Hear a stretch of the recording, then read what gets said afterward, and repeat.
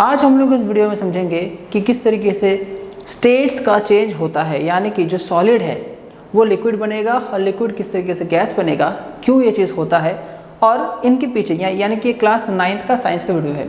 अगर आप ध्यान से देखें कि ये जो आपको यहाँ पे बीकर दिख रहा है, इसके अंदर एक आइस रखा है कि जिसका यहाँ पे टेम्परेचर, ये जो रेंज है आपको यहाँ पे शो रहा है, तो उसके अंदर जो टेम्परेचर वो कितना है, जैसे आप देखो कि -10 डिग्री सेल्सियस का इसका टेम्परेचर है। अगर आप इसके अंदर एक थर्मोमीटर को रखते हो और उसका जो टेम्परेचर रेंज अगर वो यहाँ पे शो हो, तो इसके अंदर जो आइस है उसका टेम्परेचर कितना है, आपका -10 डिग्री सेल्सियस है। तो देखिए बच्चों कि जैसे ही मैं टेम्परेचर को बढ़ाऊंगा, ये जो आप हीटर है, जैसे आप टेम्परेचर को जो है बढ़ाओगे, आप एक चीज़ नोट करोगे कि जैसे ही टेम्परेचर 0 डिग्री सेल्सियस में आएगा तो वो यहाँ पे स्टेट ये यहाँ पे चेंज नहीं होता है, और जो यहाँ पे आप स्टेट का चेंज होना ऑब्जर्व करोगे। यहाँ पे हुआ क्या, ध्यान से देखिए।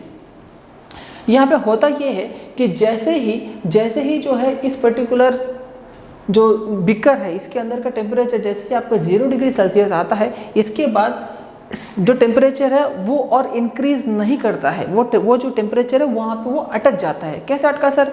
होता ये है कि जैसे आप यहाँ पे देखोगे कि सर यहाँ पे तो मैं टेम्परेचर तो दे रहा हूँ, लेकिन इसके अंदर का जो टेम्परेचर है थर्मोमीटर में तो वो शो नहीं करता है। ऐसा क्यों हो रहा है? इसका पीछे का रीज़न ये है कि 0 डिग्री सेल्सियस में आने के बाद बाकी जितने भी टेम्परेचर आप दोगे, ये क्या होता है कि जो सॉलिड के, जो पानी का जो सॉलिड स्टेट में जो मॉलिक्यूल्स होते हैं, जो वाटर के मॉलिक्यूल्स होते हैं, उनके बीच में जो इंटरमॉलिक्यूलर फोर्स होता है उनको कमज़ोर करने के लिए ये हीट एनर्जी का यूज़ होता है। समझ आ रहा है आपको? और जैसे ही ये एनर्जी क्या करेगा, इन दोनों को कमज़ोर करेगा और इन दोनों के अंदर जो इंटरमॉलिक्यूलर फोर्स है वो कमज़ोर होगा और वो सेपरेट होना शुरू करेंगे, और इसी तरीके से सेपरेट होते होते वो लोग जो है आपका सॉलिड से लिक्विड स्टेट में चेंज हो जाएगा।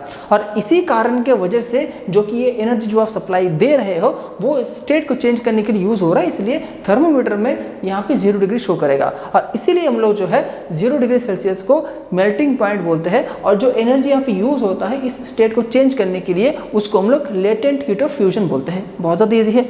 इसके बाद हम क्या करेंगे, स्टेट चेंज होने के बाद जैसे जैसे आप यहाँ पे टेम्परेचर को चेंज करते जाओगे, जैसे जैसे आप चेंज करते जाओगे, सेम चीज़ आप दोबारा ऑब्जर्व करोगे 100 डिग्री सेल्सियस में आते ही। जैसे ये 100 डिग्री सेल्सियस में आएगा तब आप ऑब्जर्व करोगे कि जितना यहाँ पे लिक्विड है ये वेपर होना स्टार्ट कर दिया। जैसे आप यहाँ पे देख पा रहे हो कि जितना लिक्विड है वो वेपर होना स्टार्ट करेगा, यानी कि यहाँ पे भी सेम चीज़ हो रहा है कि जो आपका इंटरमॉलिक्यूलर फोर्स ऑफ अट्रैक्शन था ये कमज़ोर हो रहा है और जो लिक्विड स्टेट है वो आपका वेपर में चेंज हो रहा है। और ये जो थर्मोमीटर में जो है आपको यहाँ पे 100 डिग्री आपको यहाँ पे शो करेगा, और इसीलिए हम लोग 100 डिग्री सेल्सियस को बॉइलिंग पॉइंट बोलते हैं। और यहाँ पे जो एनर्जी यूज होता है इसको हम बोलते हैं लेटेंट हीट ऑफ वेपराइजेशन, यानी कि लिक्विड स्टेट के जो मैटर है उसको हम लोग क्या करेंगे, उसको ये क्या करेगा, ये वेपर में कन्वर्ट करेगा।